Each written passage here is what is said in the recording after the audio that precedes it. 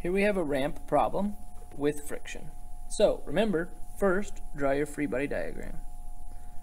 Gravity going down, normal force perpendicular to the surface, force of friction, which is going to be opposite of motion, skiers going downhill. But now remember, gravity is at an angle of our x-axis, which is down the ramp. This is our new x-axis. That's my new y-axis. So I have to break gravity into components. So there's my force of gravity in the y. Here's my force of gravity in the x. So now her acceleration is going to be down the ramp. So that is F net in the x equals ma x.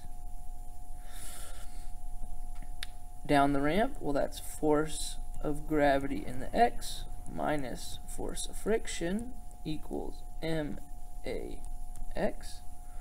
Force of gravity in the x, we said, is mg sine theta. Force of friction, this is a constant because it's it's kinetic friction, so that's mu f n equals ma x. Now the issue is I don't know the mass and I don't know Fn. So anytime you get stuck in the x, well, the other way to solve it is take a look in the y. So now let's try the y. So here F net in the y equals ma_y. Now here, acceleration in the y is 0. The object is not accelerating off or accelerating into the ramp. Those are both 0.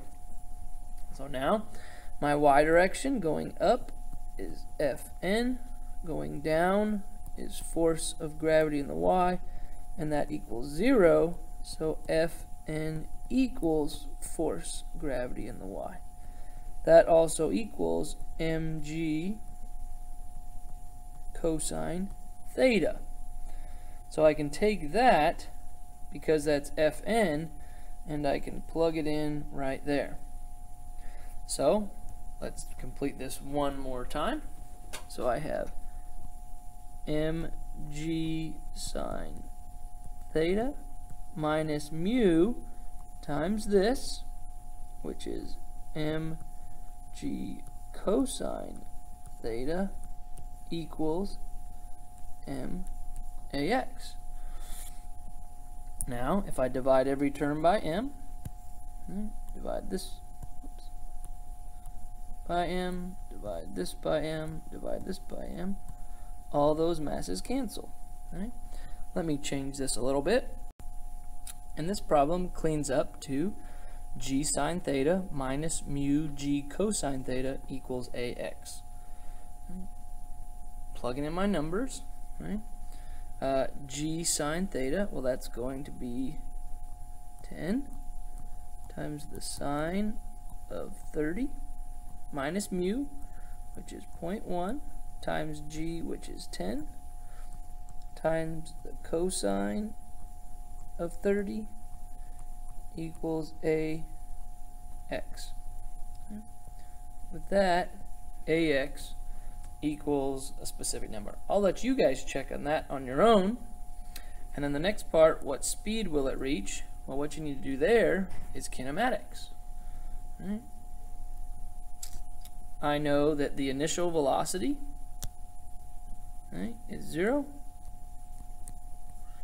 I know the acceleration is some number, and I want to find what speed will it reach in a certain amount of time. So I know the time, so I can figure that out. Right?